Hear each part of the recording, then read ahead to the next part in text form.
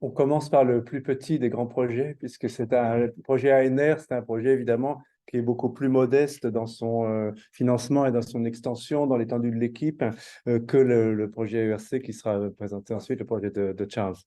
Donc, le titre est en anglais. Hein, nous avons adopté cette langue. Peut-être certains vont-ils nous jeter des pierres pour cette infidélité à la francophonie. Mais enfin, dans les études tibétaines, on voit bien qu'aujourd'hui, il faut se résigner à écrire dans la langue qui se trouve être lue enfin, par les collègues. À l'avant-dernier ITS, j'ai eu vraiment, enfin, j'ai achevé d'être convaincu parce qu'il y avait une collègue américaine qui m'a dit « Ah, you are the guy ». C'est vous, le gars qui écrivait des trucs qui ont l'air tellement intéressants selon que j'aime pas, mais qu'on ne peut pas lire parce que c'est en français. Alors évidemment, je me suis dit, bon, effectivement, il faut défendre la langue française, mais peut-être pas n'importe comment, parce que là, ça devenait vraiment irréaliste.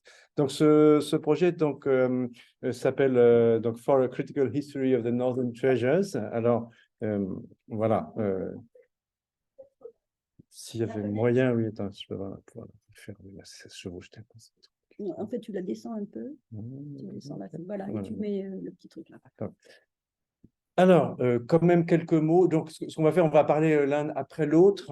Donc, je vais vous faire la présentation un petit peu générale de ce que c'est que les Trésors du Nord, comment et pourquoi on s'est attelé à leur étude, et puis qu'est-ce qu'on espère produire et en quoi on pense que ça va être utile.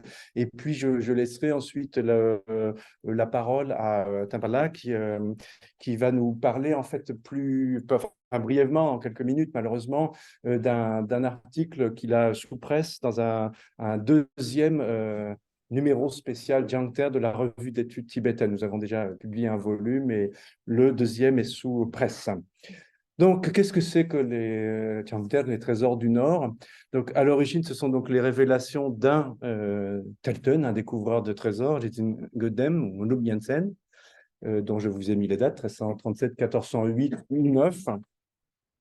Donc, pour moi, c'est un contemporain plus jeune de Longchenpa. Donc, je suis toujours dans mon siècle favori. Et ce qui est intéressant, donc évidemment, nous avons une vision assez anachronique des Nyingmapa comme école du bouddhisme tibétain. Mais en fait, quand on regarde les choses de manière plus concrète et plus terre à terre, on a le sentiment que c'est la première branche de cette sensibilité-là du bouddhisme tibétain qui s'est vraiment en fait organisée en école. Donc les thermas de Rinzin ont eu pas mal de succès et semblent en même temps avoir été le foyer de cristallisation d'un groupe social un petit peu quand même un petit peu exclusif, enfin qui justement peu à peu devient un Tioluk, quoi, vraiment devient une branche, vraiment une sorte d'école du bouddhisme tibétain. Donc, dès le XVe siècle, pour une raison inconnue, il y a un commencement d'école ou de branches séparées d'Enigmapa qui semblent cristalliser autour de ce premier noyau, c'est-à-dire les révélations de Rinzin Godem, avec notamment l'activité de Tonton Gyalpo qui contribue à son rayonnement. C'est un personnage qui est revendiqué par toutes les colorations du bouddhisme tibétain, notamment par les Kagyupa, mais qui a eu en fait aussi, enfin, qui a beaucoup contribué par son activité personnelle au rayonnement du Jiangte. Alors oui, je vous ai mis un petit peu d'illustration. Donc celle-là est plus jolie parce qu'elle est plus ancienne. C'est un tanka qui est au Robin Museum. Je l'ai un peu décrassé artificiellement. Enfin, il est beaucoup plus noir normalement. Il est très très sombre. Donc vous voyez le Godem qu'on reconnaît bien avec parce que là, c'est pas très clair, mais il y a des plumes. C'est des plumes qui sortent de son chignon. Et effectivement, dans les Namtaj, on dit qu'il avait une sorte de toupet de quelque chose qui ressemblait à des plumes de vautour. Un Godem, c'est ça que ça veut dire. Donc, je dis un Godem, c'est le Vidyadhara au toupet de plumes d'aigle ou vautour.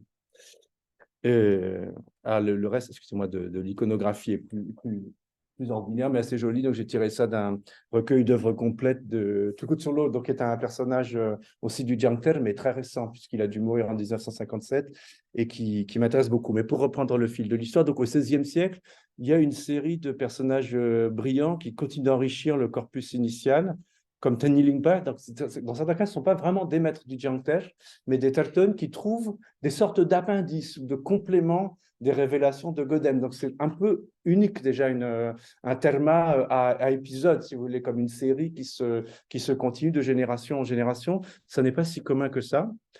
Et Rinzin Godem devient aussi un des seuls cas de Telton à tout le coup successif justement avec une révélation continuant d'une vie à la vie suivante, ce qui n'est pas banal, ce n'est pas du tout ordinaire.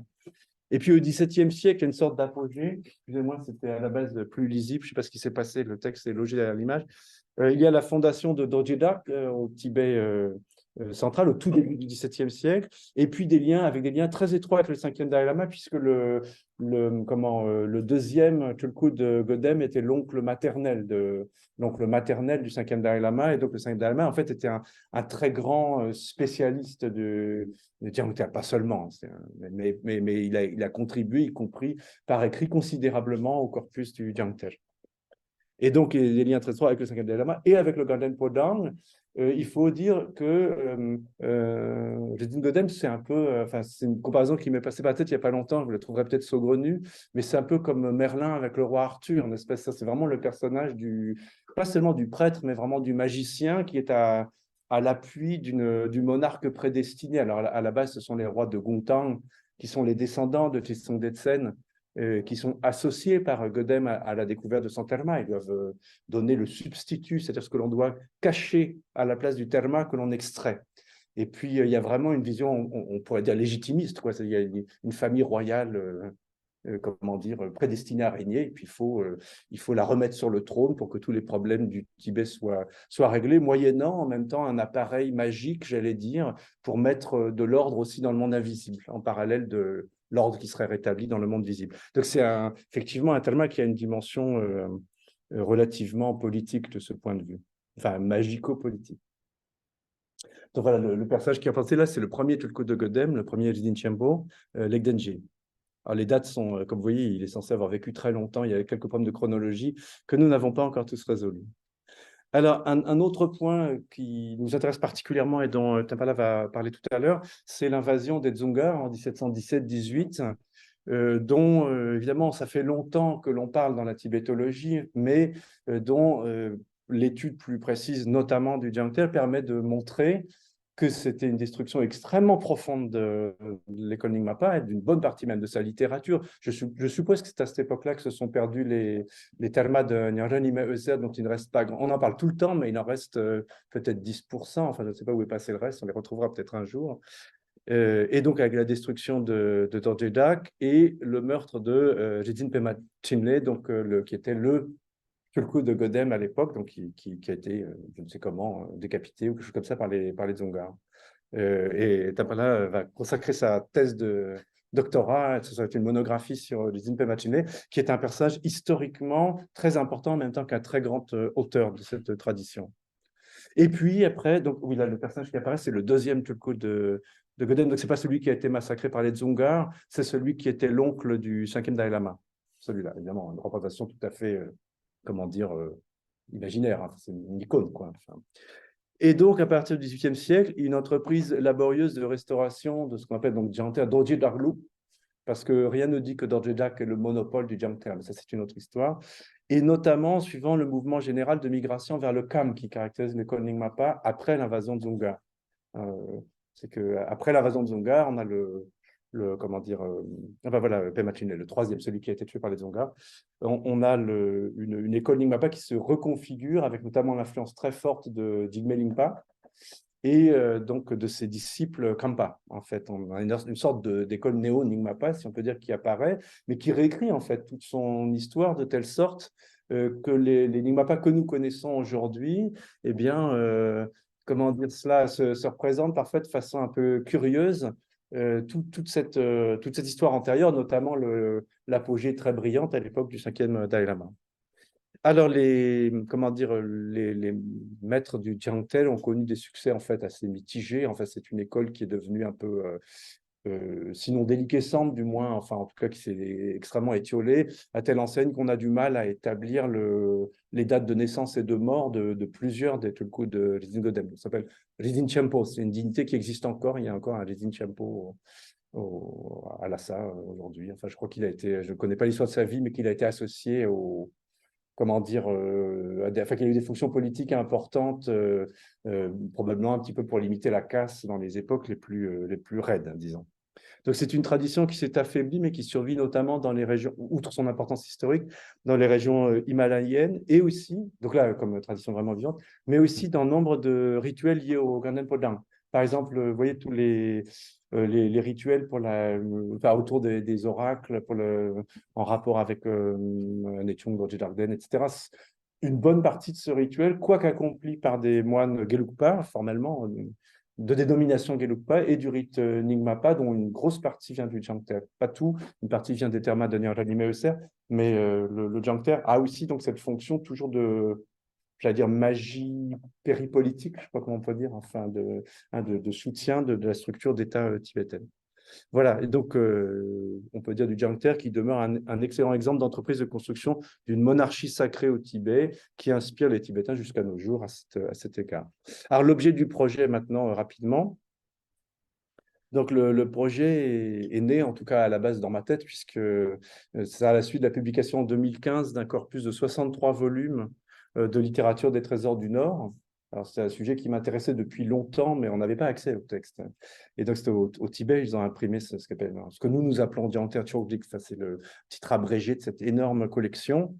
Quand on dit 63 volumes, c'est 63 volumes traitement de texte, hein, donc ça représenterait 100 volumes de xylographie. Enfin, le contenu est massif, si vous voulez. Et le volume 62, en fait, quand je dis que c'est moi qui ai imaginé ce projet, c'est aussi parce qu'il se trouve, j'étais le premier à être assez maniaque pour lire toutes les tables des matières de tous les volumes, puisque sur BDRC, ils avaient catalogué que les 17 premiers volumes. Donc même les quelques collègues qui s'intéressaient au sujet n'avaient pas été téléchargés tous les volumes pour regarder les tables des matières qui sont au début des volumes. Et donc dans le volume 62, il y a un Tieundjung, une chronique massive, enfin il y a peut-être 150 pages, qui ne vaut que ce qu'elle vaut, c'est-à-dire c'est de l'histoire écrite à la tibétaine, c'est-à-dire c'est des biographies en série, avec bien souvent l'idée que, évidemment, pourquoi écrit-on l'histoire au Tibet, en tout cas pour les choses religieuses, mais c'est comme un pédigré, n'est-ce pas? C'est pour établir la légitimité des maîtres actuels qui sont détenteurs d'une tradition. Il faut montrer donc qu'il y a un enchaînement de maillons dont chacun est remarquable, chacun a bien reçu la tradition, l'a bien réalisée, l'a bien transmise. Ce qui fait que, par exemple, un certain nombre de bras morts, si on peut dire, des traditions sont souvent très, très mal décrits. S'il n'y a plus de postérité à un courant spirituel, eh bien, on peut pratiquement oublier les maîtres qui ont pu avoir une importance en fait historique très, très grande en leur temps, simplement parce qu'il n'y a plus rien qui procède d'eux. Donc, évidemment, on prend appui sur ce texte, donc, dont nous avons décidé en fait de faire une traduction, mais critique, si vous voulez, donc non seulement considérablement à noter en utilisant d'autres sources, mais aussi complétées, puisque évidemment, la façon dont les Tibétains écrivent l'histoire ne satisfait pas notre curiosité historique de manière pleine, n'est-ce pas? Donc on essaye d'ajouter des choses. Et donc il y a aussi un autre volume de la collection qui contient plusieurs namtar, plusieurs biographies. Et puis il y a aussi d'autres matériaux type namtar qui sont accessibles autrement. Et puis, le reste de la collection est également rempli de matériaux qui sont exploitables, comme ça s'appelle les logus, c'est-à-dire l'explication de l'histoire d'un enseignement, mais intégré dans un manuel de pratique, par exemple. Les prières au lieu du maître, qui sont des ressources quand même très précieuses, puisqu'évidemment, quand on situe les gens les uns relativement aux autres, on arrive à savoir qui est contemporain de qui, etc. Voilà. Donc, notre projet, c'est celui d'une traduction critique du Jiangtia Chuanjung, d'un auteur qui est toujours vivant, qui s'appelle Chou Ying. Je ne connais pas son nom plus complet. On essaye de se mettre en contact avec lui, ne serait-ce que pour lui faire signer un contrat, et c'est assez compliqué. Il est au Tibet aujourd'hui, que l'on complète par d'autres sources.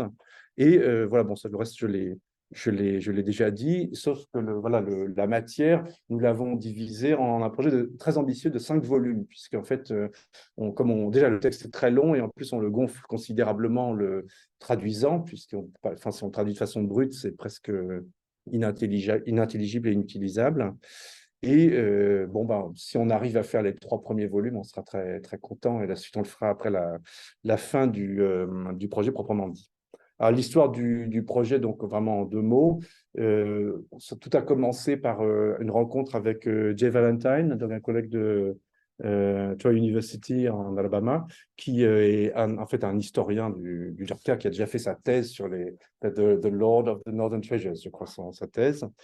et moi-même. Et donc, on a monté ensemble, c'est lui qui a fait l'essentiel, un panel à l'ITS donc de Paris de 2019. Et puis ensuite, on a déposé le projet auprès de l'ANR. Donc, comme le disait Françoise, c'est un processus qui est un peu difficile. Donc, la première fois, ça a été refusé. La deuxième fois, ça a été accepté. Et à ce moment-là, Jean-Luc Achard s'est joint au projet. Donc, c'est lui le troisième titulaire porteur du projet. Et c'est pourquoi le CRCAO est aussi de la partie. Et puis, on a commencé donc en février 2021 pour une fin en janvier 2025, si je ne m'abuse. Et donc, voilà, c'est à ce moment-là on a recruté l'équipe complète à la rentrée 2021-22 avec Cécile Duché, qui est avec nous, je crois, en ligne. Et donc, il répondra aussi aux questions ou vous expliquera ce qu'elle fait si elle le souhaite. Tava Tseling Batsang, voilà, qui est à côté de moi, et Simon Martin. Voilà, donc qu'est-ce que nous avons déjà fait ou sommes en train de faire, là encore pour terminer. Donc, hormis les volumes principaux qui sont en cours, avec toute la difficulté que je découvre un peu d'écrire à plusieurs, hein, avec tous les problèmes de standardisation que ça pose, etc. Nous avons déjà fait un volume hormis aussi 2 panels, donc un qui était avant le début du projet, un autre dernier colloque de l'ITS sur le Jiangter. Donc, nous avons déjà fait un volume de la revue d'études tibétaines entièrement consacré au Jiangter, donc 300 pages, et nous en avons un autre sous presse qui fera, c'est Jean-Luc qui m'a dit qu'il pensait 300 pages, mais je crois que ça fera plutôt pas loin de 400 pages, à vrai dire. Donc voilà, on n'a pas chômé.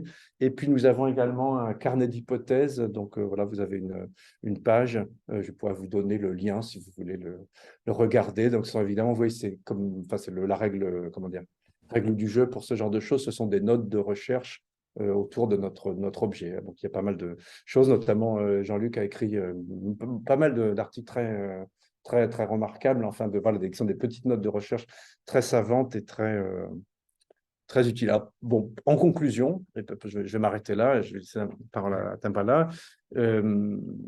Disons que les raisons, on va dire, intrinsèques d'étudier cette branche des NIMAPA ne manquent pas. Enfin, bon, d'abord, c'est intéressant en soi, enfin, comme n'importe quoi d'autre, enfin, pourquoi pas. Comme je vous l'ai dit, c'est quand même, il y a aussi un rayonnement de type, enfin, entre autres politique. Enfin, c'est une branche des NIMAPA qui a été très liée au Ganden Podang, mais ensuite très persécutée lors de l'invasion de Dzungar. Donc, ils sont partie prenante d'une espèce de... Alors, ce n'est pas de l'hybridation doctrinale, parce que ce n'est pas très compatible, mais ils ont marché, si vous voulez, avec une forme de l'école Gelugpa, mais qui est vraiment très liée au Dalai Lama, c'est-à-dire à une espèce de vision comme ça, un peu, enfin, essayant de donner à chacun une place, voilà, dans une grande construction sociale où chacun aurait sa fonction et où les différentes branches du bouddhisme tibétain pourraient cohabiter en remplissant chacun un rôle particulier. Donc ça, c'est curieux et intéressant. Ça leur a aussi valu les pires problèmes, hein, puisque précisément les persécutions sont liées au pouvoir politique qu'ils avaient gagné, étant très proche du Cinquième Dalai Lama. Par exemple, tout donne à penser que Jinpe Machine était un des seuls qui était dans la confidence de la mort du 5e Dalai Lama, par exemple. Enfin, donc c'était des gens qui étaient très près du pouvoir à ce moment-là. Et plus généralement, enfin, dans la manière dont on a défendu le projet auprès de l'ANR, enfin, on a essayé de dire, mais en fait, pour compléter notre connaissance de l'histoire tibétaine, en fait, on pourrait comparer l'histoire tibétaine dont on rêve à un tissu. Et en fait, de ce tissu, nous, ce que nous faisons, c'est nous fabriquons un fil. Nous reconstituons un fil, enfin, ou quelques fils, en suivant voilà, vraiment de façon aussi détaillée que possible l'histoire à travers, enfin, en fait, pas le XIVe siècle, parce que nous faisons aussi l'histoire des enseignements qu'ils ont récupérés, qui sont antérieurs. Je pourrais vous en dire un mot si ça vous amuse. Par exemple, l'étude de ce corpus nous a amené à découvrir un énorme terma lié à Yamantaka, donc Diambel Seda, qui remplit 10 volumes complets de ce liturgique, et qui est en fait un terma du XIe siècle. Donc c'est le terma le plus ancien que l'on ait complet, en fait. Alors bon, c'est pratiquement que de la magie, c'est surtout pour tuer les gens, mais donc voilà, c'est pas spontanément ce qui intéresse le plus. N'empêche que comme document sur l'histoire ancienne des Nyingmapa, c'est tout à fait passionnant. Voilà. Je pense que je peux laisser maintenant la parole à Timpala, qui va peut-être parler en anglais, ce sera plus commode pour qu'il présente soit ce qu'il fait en général dans ce projet, soit peut-être aussi justement ces travaux et ces découvertes sur l'invasion de Dzungar qui, à mon avis, voilà, mérite que l'on y revienne de façon plus documentée. Voilà, je vous remercie. Ok, merci. Bonsoir à toutes et tous. J'ai rejoint le projet de Changde l'année dernière, octobre, et parce que mon français est très cassé. Ok. Bonsoir à toutes et tous. J'ai rejoint le projet de Changde l'année dernière, octobre, et parce que mon français est bien cassé, permettez-moi de parler en anglais. So, since October, I joined the project, Changde project, and my main duty is, of course, okay. My duty is to, of course, to do translations and to research and things like that. And apart from that, we have every Tuesday we have a meeting, a group meeting. So in which we discuss pending issues like administratives and also brainstorming some research issues. And on top of that, I also do, if my colleagues, they find some kind of Tibetan passage or words which is difficult, then they pass it to me and then I try to solve it. If my knowledge is not sufficient enough to comprehend that, then I will pass to some Tibetan scholars that I know. And if they don't know, they will send it to another Tibetan scholars. So through this, we try to solve some puzzles. I mean, there are many Tibetan words which are very, very archaic and we cannot understand. So this is one of my duty. And apart from that, since the persecution of Nyingma in 18th century, middle of the 18th and 17th century, is relevant to the Changde project because Dorje Tag was also one of the main primary target. So as Professor Stephen Akil encouraged me to write on this subject. So I did research and it took me quite some time, like almost 3 or 4 months.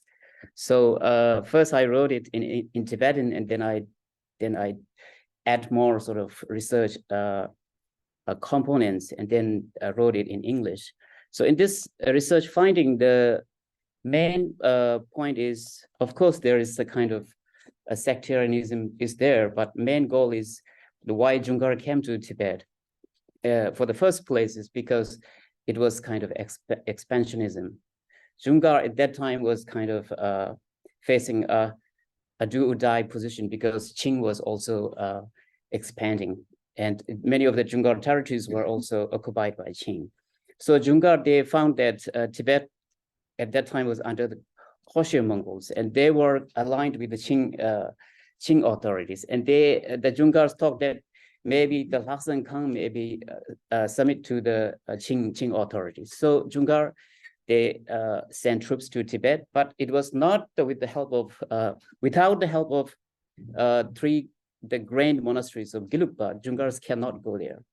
So as many of the Western scholars like Desdaris and many, they reported like batches and batches of monks were sent to Dzungar and trained in Dzungar area, but we really don't know that is true or not. But at least in Tibetan sources like Lilung Shepe Dorje, he really said that the Gelug lamas or many of the Gelug monks, they really welcomed the Dzungar armies to Tibet. It was because, you know, the Tsang Gyaltsen was expelled by the Lhasa Khan, and Tsang Gyaltsen was by or anyway, he was killed in Gunganor regions. So because of these, they really wanted to invite the 7th Dalai Lama to Tibet. For that, they need some external force to help them. That was the one in Dzungar. So Dzungar's aim was to expand their territory, but then the Gelugpas, especially the fanatic Gelugpas, they have some kind of goal of removing the Nyingma influence in the Ganden Phorang tradition, because Nyingma influence was huge, I mean, since the 5th Dalai Lama, because during the 5th Dalai Lama himself, 4 main Nyingma monasteries out of 6 mother monasteries were built. And the Dorje Tag and Minto Ling were giving a huge religious estate, which we call it like Chushi. And so on top of that, the primary leaders of Dorje Tag and Minto Ling were giving a huge, very high status of ritual masters and exorcists and so forth. So I would say there was a lot of jealousy and hatred also involved because of these inter-religious, activities. And so at the Nyingma was rising up, but then this some the Nyingma down. So that was okay, sure. So that was kind of cause, and the fruition itself is involved in these activities. So I would conclude that Dzungar invasion of Tibet was, of course, the persecution of Nyingma was kind of politically motivated, and it was kind of a mutual benefit between Gelug fanatics and Dzungars. So for the Dzungars, they have to occupy Tibet. For the Gelugs, they need to remove the Nyingma influence from the Tenden Phrang. Mais okay, thank you. Vous aurez tous les détails à partir de nombreuses sources que Tambal très soigneusement dépouillées dans l'article qui est sous presse dans la revue d'études tibétaines, qui devrait sortir à 3e semaine de janvier. Donc, c'est vraiment sous presse. Voilà, je pense que c'est vraiment un très, très bel article. Je vous recommande particulièrement la lecture. C'est même assez poignant puisqu'il décrit vraiment les destructions, etc. Enfin, voilà. Ok, merci. Merci beaucoup.